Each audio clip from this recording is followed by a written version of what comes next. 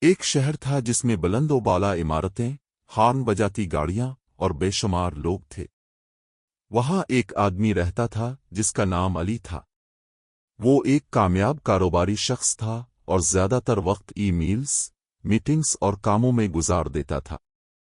اس کے ساتھی جب وقفہ لیتے اور ہنستے تھے، علی ہمیشہ کام میں مصروف رہتا۔ وہ سوچتا تھا کہ اگر وہ کام نہیں کرے گا تو پیچھے رہ جائے گا۔ اگر میں رکوں گا تو سب کچھ کھو دوں گا، وہ خود سے کہتا۔ لیکن باوجود اس کے کہ وہ کامیاب تھا، علی کبھی سکون محسوس نہیں کرتا تھا۔ وہ ہمیشہ پریشان رہتا اور ذہن میں بے شمار خیالات آتے رہتے تھے۔ ایک شام، جب علی دفتر میں اکیلا بیٹھا تھا، وہ بہت تھک چکا تھا اور اس کے دماغ میں بے شمار سوالات گردش کر رہے تھے۔ اگر میں ناکام ہو گیا؟ اگر موقع ہاتھ سے نکل گیا؟ اگر سب کچھ ختم ہو گیا؟ وہ سانس نہیں لے پا رہا تھا، تو اس نے باہر جانے کا فیصلہ کیا۔ اس کا دل چاہا کہ کہیں باہر جا کر تھوڑی دیر سکون سے بیٹھے۔ وہ بغیر کسی خاص وجہ کے اپنے دفتر کے قریب ایک چھوٹے سے پارک میں جا پہنچا۔ پارک کی ہوا ٹھنڈی تھی اور پہلی بار علی اپنے کام سے دور تھا، لیکن پھر بھی اس کا دماغ سکون نہیں پا رہا تھا۔ اسی دوران علی نے ایک بوڑھے شخص کو بینچ پر بیٹھا ہوا دیکھا جو کبوتر کھلا رہا تھا۔ وہ شخص بہت پرسکون لگ رہا تھا اور اس کی آنکھوں میں ایک خاص چمک تھی، جیسے وہ زندگی کا کوئی راز جانتا ہو۔ علی اس کی طرف کھنچا چلا گیا اور اس کے قریب بیٹھ گیا۔ بوڑھے شخص نے مسکرا کر کہا، تم اتنے پریشان کیوں ہو دوست؟ علی نے آہ بھری اور کہا، میں ہمیشہ مستقبل کے بارے میں سوچتا ہوں، ہمیشہ دوڑتا رہتا ہوں، لیکن جتنا بھی حاصل کر لوں، کبھی سکون محسوس نہیں ہوتا۔ بوڑھے شخص نے سر ہلایا اور خاموشی سے علی کو ایک کپ چائے دے دیا۔ پی لو، اس نے کہا۔ علی تھوڑا حیران تھا لیکن چائے کا گھونٹ لیا۔ چائے گرم اور خوشبودار تھی۔ ایک لمحے کے لیے علی کا دماغ بالکل خاموش ہو گیا۔ بوڑھے شخص نے مسکرا کر کہا، کیسی لگی؟ علی نے جواب دیا، اچھی ہے۔ پھر بوڑھے شخص نے پوچھا، بتاؤ، جب تم چائے پی رہے تھے، کیا تم اپنے اگلے گھونٹ کے بارے میں سوچ رہے تھے، بس اس گھونٹ کو پی رہے تھے؟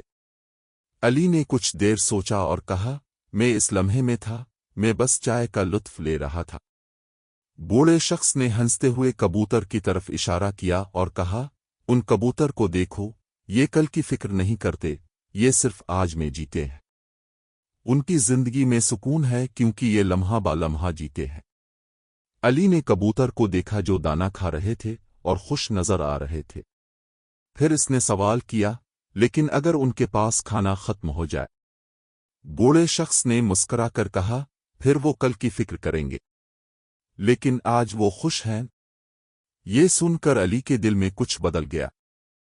اس رات جب وہ گھر جا رہا تھا، بوڑھے شخص کی باتیں اس کے دماغ میں گونج رہی تھیں۔ اگلے دن علی نے چھوٹی سی تبدیلی کی۔ اس نے فیصلہ کیا کہ وہ اب کھانا اپنے دفتر میں نہ کھائے، بلکہ اپنے ساتھیوں کے ساتھ باہر جائے گا۔ اس نے دن کے دوران اپنی بیوی کو صرف اس کی آواز سننے کے لیے کال کی۔ شام کو وہ دفتر کی کھڑکی سے سورج غروب ہونے کا منظر دیکھنے کے لیے رکا۔ پہلی بار اس نے محسوس کیا کہ وہ جیتا ہے۔ چند دن بعد علی پھر اسی پارک میں آیا، یہ سوچتے ہوئے کہ وہ بوڑھے شخص کا شکریہ ادا کرے گا۔ لیکن جب وہ وہاں پہنچا تو وہ بینچ خالی تھا۔ وہاں صرف چند کبوتر تھے جو نرم آواز میں کوک رہے تھے۔